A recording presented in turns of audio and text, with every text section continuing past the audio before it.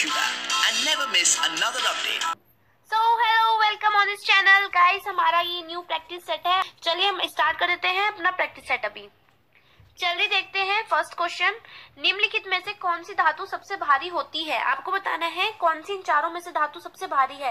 इसका right answer है सबसे भारी धातु कौन सी है? सोना। सोना अत्यंत चमकदार मूल्यवान धातु है। इसका केवल एक स्थिर समस्थानिक द्रव्यमान 197 प्राप्त है। ठीक है, नेक्स्ट क्वेश्चन है, इनमें से कौन स्वयं को डुप्लीकेट करने के लिए स्पोन मैकेनिज्म अपनाता है? कौन स्वयं को डुप्लीकेट करने के लिए स्पोन मैकेनिज्म अपनाता है? जल्दी बताइए इसका आंसर क्या होगा। इसका आंसर होगा वर्म। वर्म जो है हमारा दिस इज, और ये जो क्वेश्चन है हमारा कंप्यूटर से रिलेटेड क्वेश्चन है। वर्म एक कंप्यूटर प्रोग्राम या वायरस होता है जो अपनी खुद की कॉपी बना लेता है, दूसरे में स्प्रेड हो जाता है। ठीक है, ये होता है हमारा वर्म।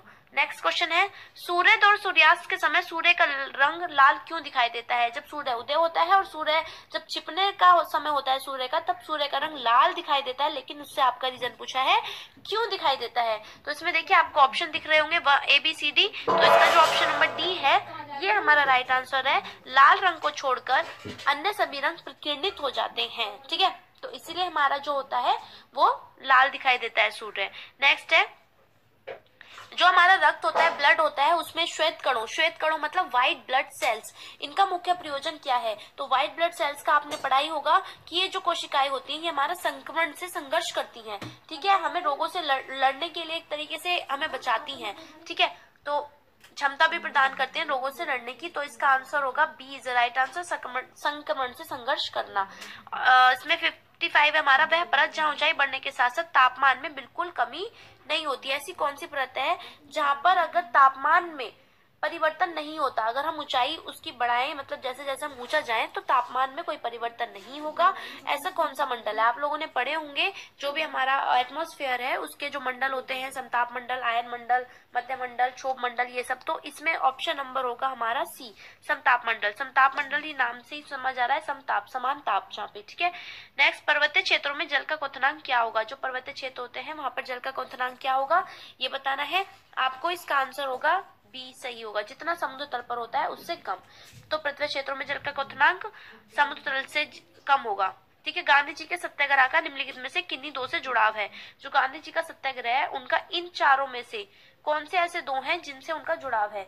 और इसका आंसर नंबर होगा बी सही, सच्चाई और अहिंसा। तो ये कहते थे सच्चाई और अहिंसा के मार्ग पर चलो, गांधी जी का सत्याग्रह यही इसी पर आधारित था। ठीक है, नेक्स्ट है, जनसंख्या घनत्व से आप क्या समझते हैं? देखिए जनसंख्या घनत्व बहुत ही अच्छा क्वेश्चन है, आपसे पूछा है, इससे आप क्या समझते हैं? और इसका जो आंसर होगा वो होगा, इसका आंसर सही होगा बी सही होगा, प्रति वर्ग किलोमीटर में रहने वाले लोगों की संख्या। ठीक है, यही हमारी क्या कहलाते हैं? जनसंख्या घनत्व। निम्नलिखित में से कौन सी पूंजीवादी अर्थव्यवस्था की विशेषता नहीं है? पूंजीवादी अर्थव्यवस्था की विशेषता नहीं है, और इसका राइट आंसर होगा सी, प्रतिस्पर्धा लागत के साथ उच्च गुणवत्ता वाले उत्पादों और सेवाओं, विभिन्न उद्योगों के लिए उत्पाद उच्च गुणवत्ता वाली सेवाएं प्रदान करने और रसद सुविधाएं प्रदान करने से ग्राहकों को अधिक शांति प्राप्त करता है। तो इसका कौन सा ऑप्शन नंबर है आपका? सी, सेवा प्रयोजन। ठीक है,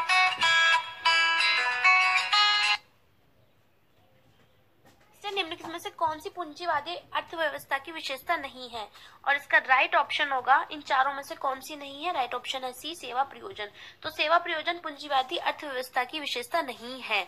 ठीक है, इसमें नेक्स्ट है आपका क्वेश्चन, सुनीता विलियम्स कौन है? आप लोगों ने बहुत ही नाम सुना होगा सुनीता विलियम्स का। कौन है ये बिल्कुल सही है, हमारी अंतरिक्ष यात्री हैं। ठीक है, और ये क्या थी? नासा के माध्यम से अंतरिक्ष जाने वाली भारतीय मूल की दूसरी महिला है। ठीक है, यह भारत के गुजरात के अहमदाबाद से ताल्लुक रखती हैं। कहाँ से आई है? अहमदाबाद से। सुप्रसिद्ध पुस्तक काबुलीवाला के लेखक कौन है? हमारी जो एक पुस्तक है काबुलीवाला, उसके लेखक कौन है आपको बताना है, और इसका आंसर होगा आपका सही, रविंद्रनाथ टैगोर। रविंद्रनाथ टैगोर है काबुलीवाला के लेखक। नेक्स्ट है, इसमें बुली शब्द का प्रयोग निम्नलिखित में से कौन से खेल में किया जाता है? जो बुली शब्द है उसका प्रयोग निम्नलिखित में से कौन से खेल में किया जाता है? आपको बताना है हॉकी। किसमें किया जाता है? हॉकी में किया जाता है। B is the right answer, hockey. Next, बारूद का आविष्कार किया था, आपको बताना है बारूद का आविष्कार किसने किया था, ये बताना है।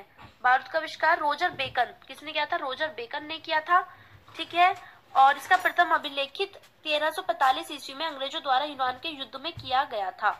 नेक्स्ट है, लोहे महता एक रोग है जो श्वास के साथ निम्नलिखित में से क्या अंदर लेने से होता है?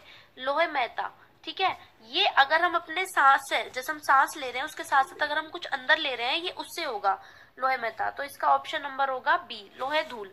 अगर हम लोहे धूल अपने अंदर ले रहे हैं तो उससे हमें लोहे महता रोग हो सकता है, ठीक है। और ये क्या होता है, अधिक लोह शरीर के विभिन्न अवयवों में एकत्रित होने लगता है। यदि फेफड़ों में ऐसा हो जाए तो सिडोरिस रोग उत्पन्न होता है जो सांस लेना दुश्वार कर देता है। नेक्स्ट है, दो आप का क्या मतलब है? दो आप, ये बहुत अच्छा क्वेश्चन होता है और इसका आंसर है सी, दो नदियों के बीच की भूमि। दो आप, दो नदियों के बीच की भूमि। नेक्स्ट क्वेश्चन देख लेते हैं, एनेस्थेटिक्स के रूप में निम्नलिखित में से क्या प्रयोग किया जाता है? किसके रूप में? एनेस्थेटिक्स। एनेस्थेटिक्स के रूप में क्या प्रयोग किया जाता है? आपका प्रयोग किया जाता है N2O, ठीक है।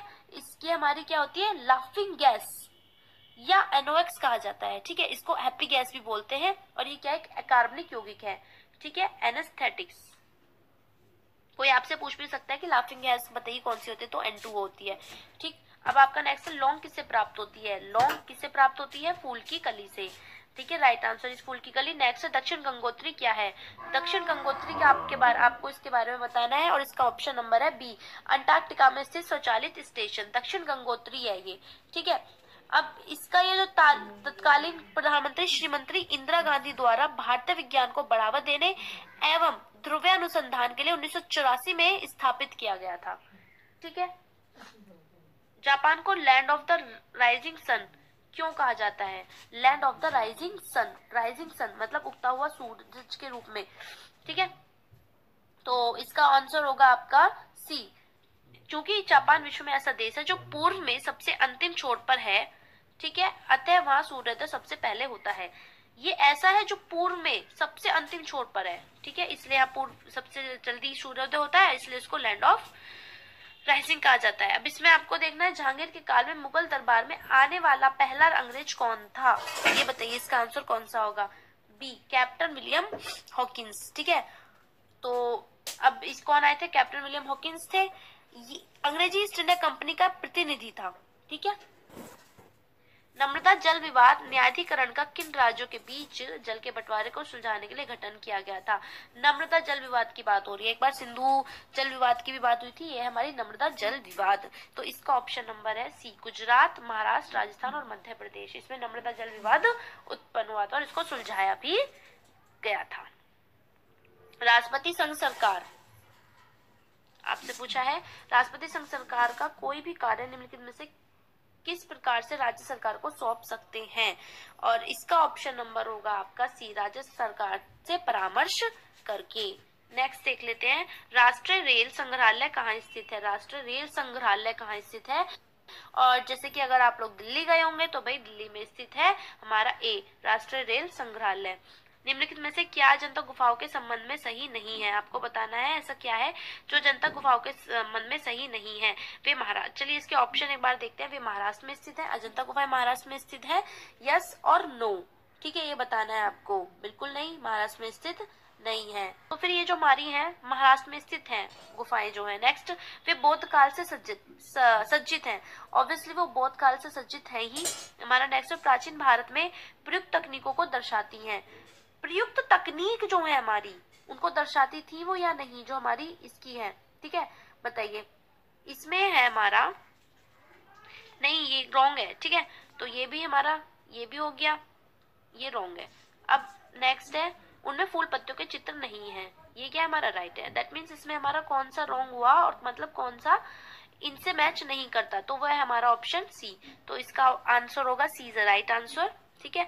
आर्य समाज के संस्थापक कौन थे? हर किसी को पता होगा भाई कौन थे, बताइए, दयानंद सरस्वती, बी आंसर। आचार का विलोम शब्द क्या है? आचार का बताना है आपको, विलोम शब्द क्या होगा। तो ये देखिए आपकी हिंदी भी इसमें आ गई है, क्या होगा इसमें? अनाचार, आचार का अनाचार। दुस्साह शब्द का उपसर्ग चुनिए। तो देखिए उपसर्ग जो होते हैं हमारे क्या होते हैं? उपसर्ग वो होते हैं हमारे जो किसी शब्द के शुरू में जुड़कर उस शब्द का अर्थ बदल देते हैं, तो वो हमारे उपसर्ग हैं। तो इसमें क्या है उपसर्ग, बताइए। इसमें है दुस, ठीक है, दुस उपसर्ग है दुस्साहस का। नेक्स्ट, जगन्नाथ की संधि का उदाहरण है। जगन्नाथ की संधि का उदाहरण है, ये देखिए आपका, अगर हम जगन्नाथ को तोड़ते हैं तो क्या बनेगा ये हमारा जगन्नाथ का उदाहरण व्यंजन संधि का बनेगा, ठीक है, जगत प्लस नाथ भी कर सकते हैं हम इसको, तो जगन्नाथ हो गया व्यंजन संधि। नेक्स्ट है मोर का तत्सम शब्द होगा, देखिए तत्सम तद्भव भी पूछे जाते हैं, तो मोर का क्या होगा, आपने ऑब्वियसली पढ़ाई होगा, मोर का मयूर, ठीक है। नेक्स्ट है अभिशाप शब्द में उपसर्ग चुनिए, अभिशाप शब्द में उपसर्ग, आपको इसमें उपसर्ग चुनना है, उपसर्ग अभी बताया ही था आपको क्या होता है, तो इसका आंसर आएगा अभी, D is the right answer, ठीक है। तो इस तरीके से आपके क्वेश्चंस है। चलिए फिर, थैंक यू सो मच।